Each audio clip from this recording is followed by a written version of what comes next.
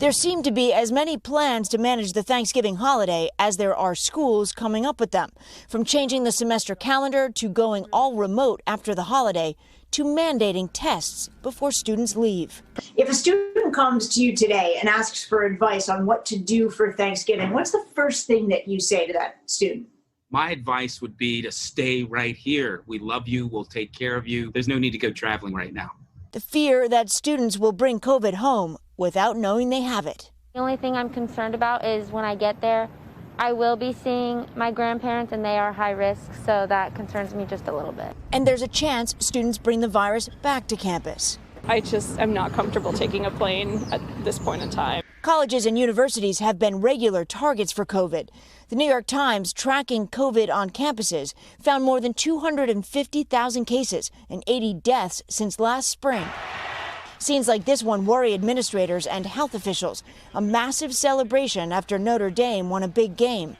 The school is mandating students get tested before returning home for the break, among a number of schools taking that step. If the tests come back positive, students will be told to stay. We want to make sure as you're sending students home, you're not adding to community spread. So this is just a smart, sensible policy. The American College Health Association has offered schools guidelines. Discourage students from traveling home altogether. Quarantine procedures are needed for students who travel back to campus. Anyone feeling ill should self-isolate and delay travel. Some schools like Syracuse and Emory are ending their in-person semesters early.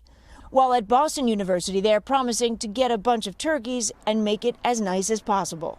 We want to be good neighbors, good people in the society, and we want our students to also stay healthy. Even if that means Thanksgiving dinner to go in the dorm room.